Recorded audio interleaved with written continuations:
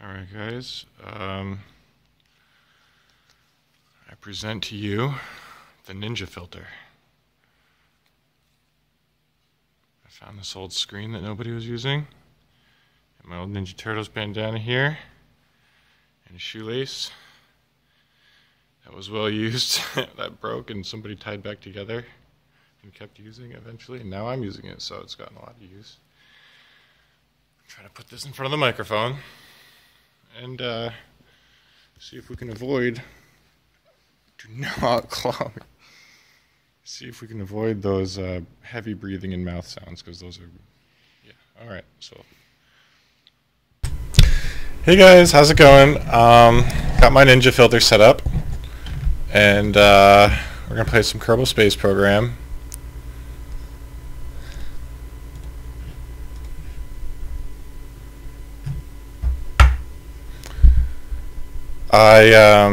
I was experimenting with docking, which I'd never done anything with docking before,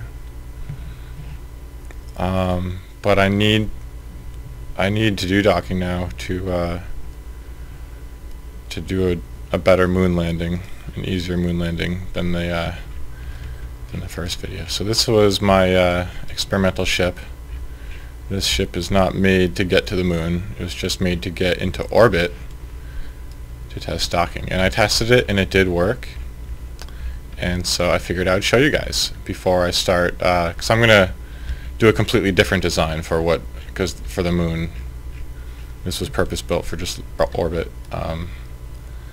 For the moon, I actually think I'm gonna need more fuel than this in this final stage, and I'll probably use more efficient engines than these, since you don't need much power out there on the moon.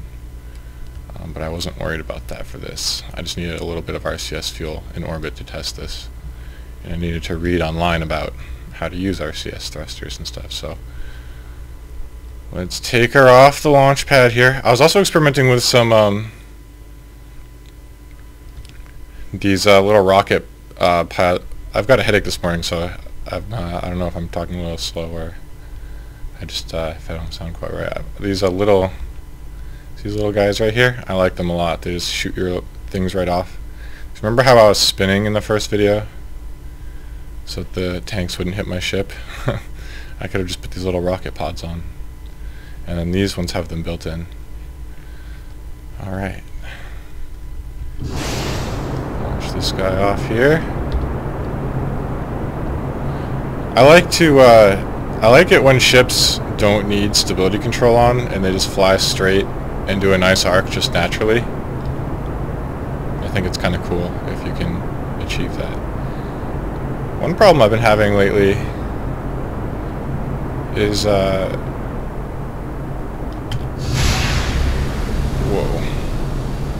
I've been doing some tall ships. Now I'm going to try on SAS, I'm starting to spin. I've been doing some tall ships, just bigger and bigger stages and taller, so it's like small here, then one bigger in a section, then one bigger, and etc. until you go through up all the tank sizes through stages like that. And what happens is, as the rocket's going up, the fuel gets burned up in the bottom chamber and it gets light down there, and the top gets heavy and the whole thing flips around and it's unstable. And it seems to be much more stable when I have these secondary pods on the sides to give it some extra weight in the bottom. So I can't really make a big tall one like I want to, like the Saturn V kind of was designed. So I'm not sure if there's any other way around that. If anybody has any ideas for me. I decided to make another KSP video because I was just sort of putting up a bunch of different game videos of all different games I like, and this one got the most views in the first couple days. So if you guys are interested in this, this is what I'll do.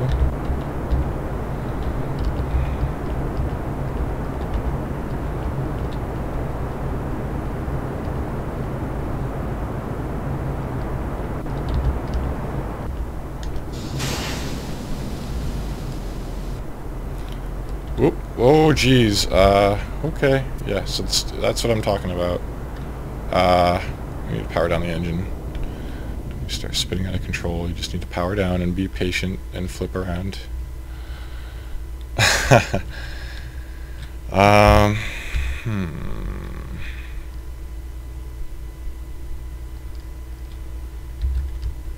Let's see.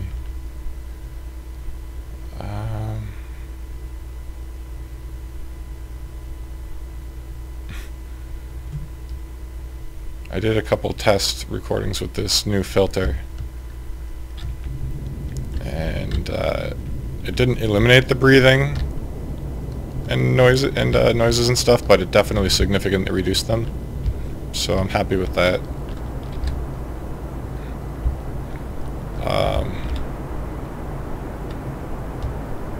I'm not sure about this launch, if it will stabilize. Actually, it looks like it might.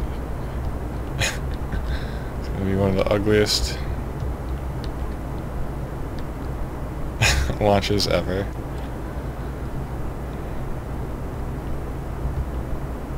Standard launch into gravity turn into vertical again.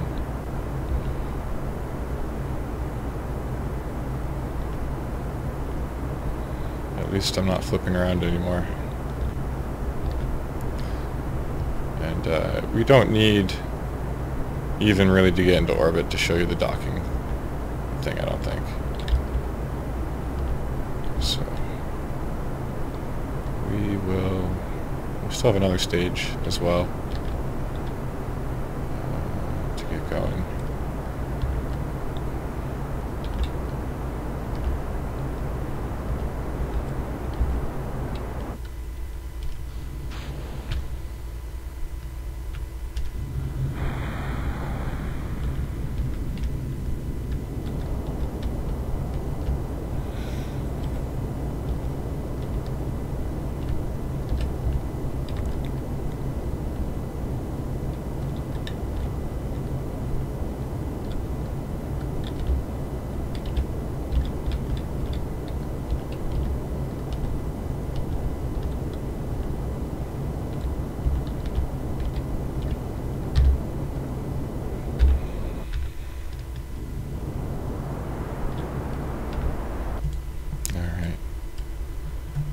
Let's get the apoapsis.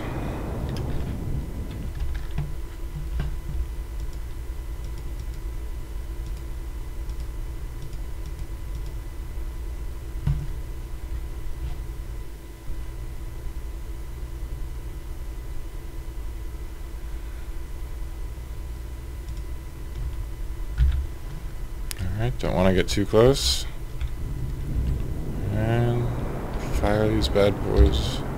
This bad boy back up.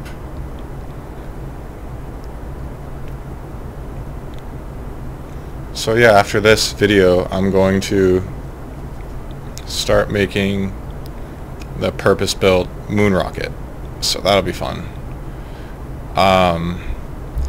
As you can see with this one, there's 3 engines on the outside, and there's no engine here so that I can have a docking port. It took me a while to figure out how I was going to put the docking port on, because usually I've got the engine there, and it kind of would be handy if you could just put it on the side or something, but this way works, I guess.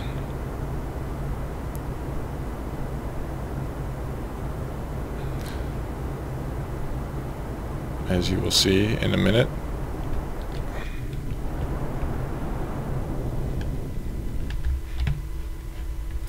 Let's just fast forward a tiny bit here.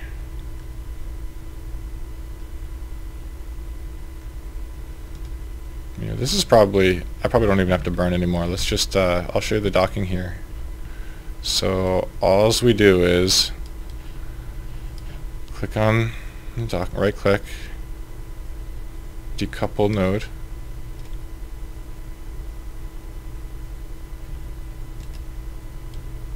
It's a beautiful thing. Now we press R for RCS thrusters, and there are a number of different keys.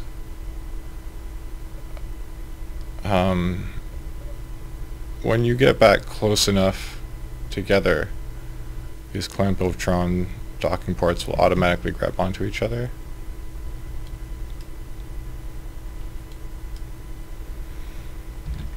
So let's see here. H and N. Yes, that's forward and back. So I'm going to go back a little bit.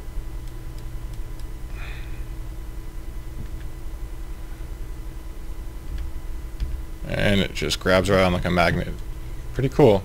And now, turn my RCS back off, and I am back in business.